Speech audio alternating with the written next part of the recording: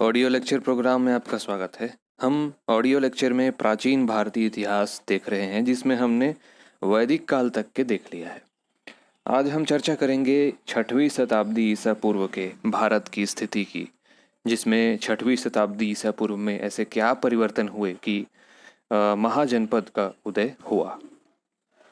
आर्य जातियों के परस्पर विलीनीकरण से जनपदों का विस्तार हो गया। जो कबीले थे वो परस्पर एक दूसरे में विलय होते गए और मिलते गए, और जो है छोटे छोटे जनपद बने। जनपदों के एकीकृत होने से फिर महाजनपद बनने लगे। महाजनपदों ने फिर ईसा पूर्व 6वीं सदी में राज्य विस्तार किया, और इसके साथ ही कला कौशल की अभूतपूर्व अभिवृद्धि, धन धान्य और की समृद्धि, व्यापार वाणिज्य का चमत्कारपूर्ण उत्कर्ष जो है सामने आता है।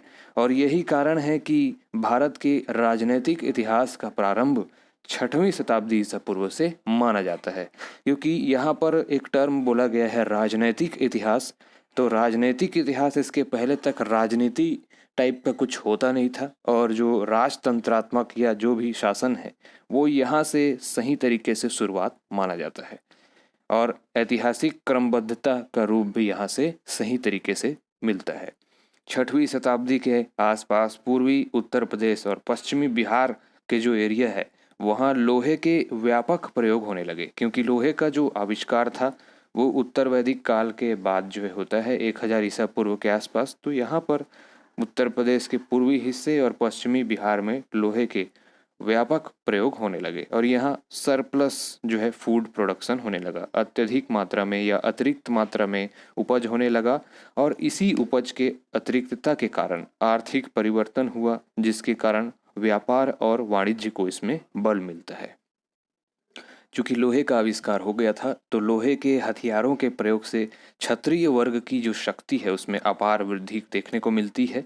इन लोगों के पास नए नए हथियार आए, और युद्ध में विजय के लिए जो है सहायता इनको हथियारों के जरिए मिलती थी। इन परिवर्तनों के कारण ऋग्वैदिक कबीलाई जनजीवन में दरार पड़ने लगा, और क्षेत्रीय भावना जो है जागृत हुई। अपने अपने क्षेत्र के लिए लोग जो है लड़ने पर आतुर हो गए, और यही क्षेत्रीय भावना के जागरूक होने से नगरों का निर्माण होने लगा। परिणाम स्वरूप उत्तर वैदिक काल के जनपद महाजनपदों में परिवर्तित हो गए। महाजनपदों की जो कुल संख्या है वो 16 थी, और इसका उल्लेख बौद्ध ग्रंथ के अंगुत्तर निकाय और महावस्तु एवं जैन ग्रंथ के भगवती सूत्र में मिलता है।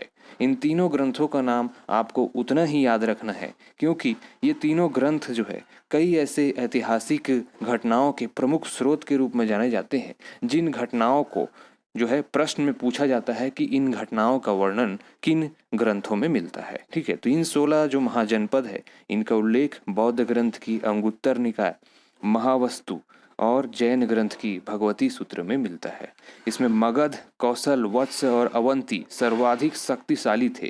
वो चारों के नाम आपको याद रखने हैं। मगध साम्राज्य जहाँ से उदय हुआ तो वो मगध महाजनपद था, कौशल था, वत्स था और अवंती ये सर्वाधिक शक्तिशाली थे। 16 महाजनपदों में एकमात्र ऐसा जनपद अस्मक था जो दक्षिण भारत में गोदावरी नदी के तट पर स्थित था। तो ये वाला प्रश्न भी कभी बनता है कि दक्षिण भारत में स्थित एकमात्र महाजनपद कौन सा था, तो अस्मक था। इन 16 महाजनपदों में वज्जी एवं मल्ल में गणतंत्रात्मक व्यवस्था थी, बाकी सभी में राजतंत्रात्मक व्यवस्था थी। महापरिनिर्वाण सूत्र में जो है 6 महानगरों की सूचना मिलती है।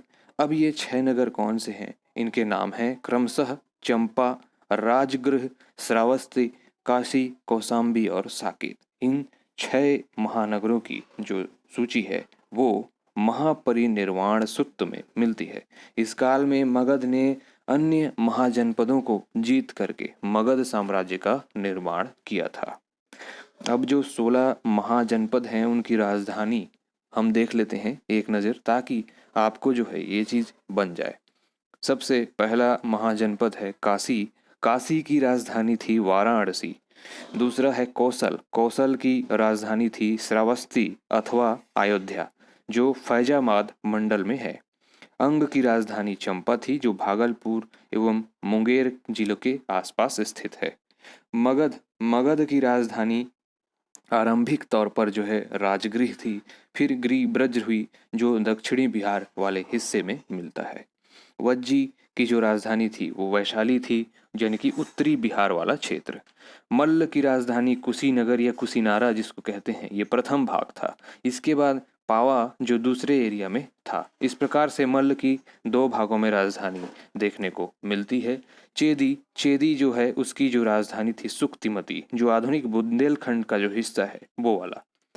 वत्स वत्स की राजधानी कौसाम्बी थी। पांचाल की उत्तरी पांचाल की यहाँ छत्र थी और दक्षिणी पांचाल की कांपिल्य थी। मत्स्य की विराटनगर थी। सूरसेन की मथुरा थी। अस्मक जो मैंने बताया दक्षिण भारत में एकमात्र जो जनपद उसकी राजधानी पोतना या पोतनी थी। अवंती अवंती की राजधानी उत्तरी अवंती की उज्जैनी और दक्षिणी की माहिष्मती थी। गांधार जो अफगानिस्तान वाला क्षेत्र है वहां पर जो है उसकी राजधानी तक्षशिला थी, जहां चाणक्य जो है प्रोफेसर था। ठीक है। कंबोज कंबोज यानी कि उसकी राजधानी राजपुर हाटक यानी कश्मीर थी। कुरु इंद्रप्रस्थ उसकी राजधानी थी कुरु की। तो इस प्रकार से 16 महाजनपदों के बारे में और उनकी राजधानी हमने जान लिया।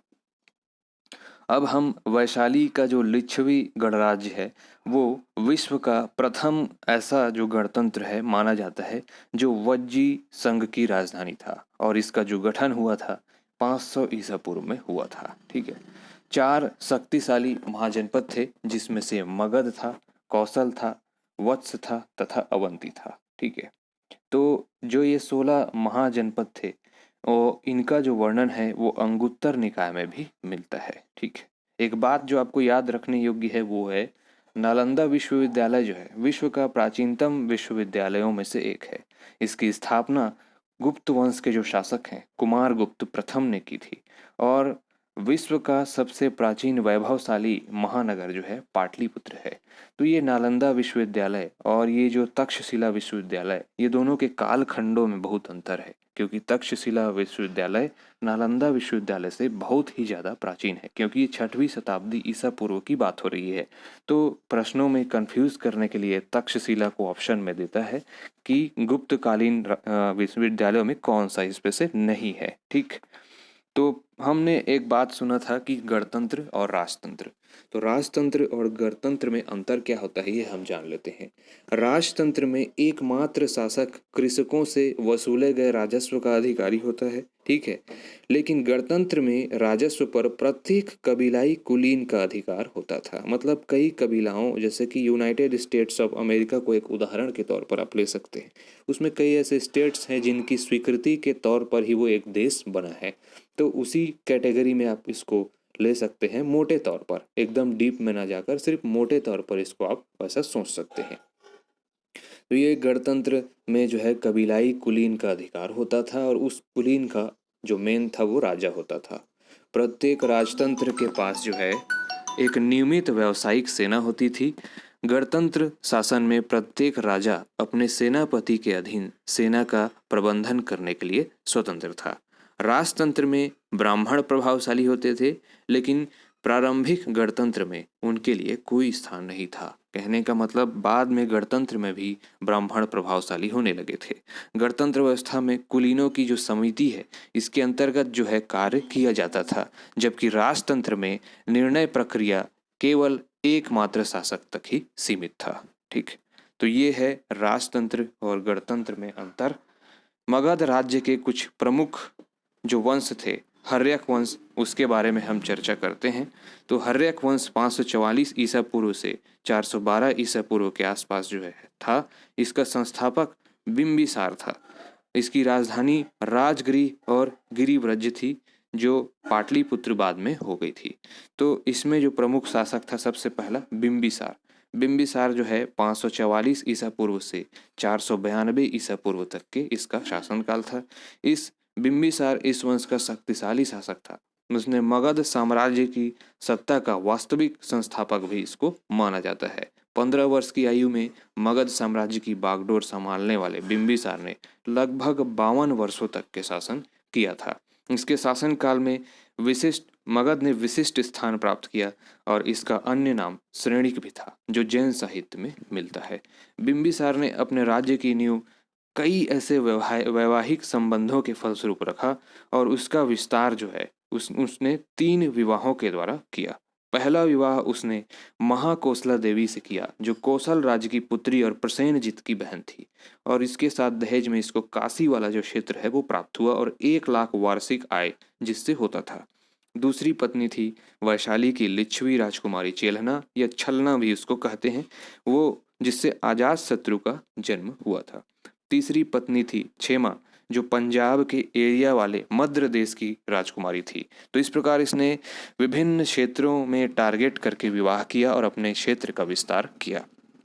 बिंबिसार को वैवाहिक संबंधों से सबसे बड़ी राजनीतिक प्रतिष्ठा मिली थी और मगध को पश्चिम और उत्तर वाले क्षेत्र में विस्तार करने का मार्ग इसमें प्रशस्त इसने किया था।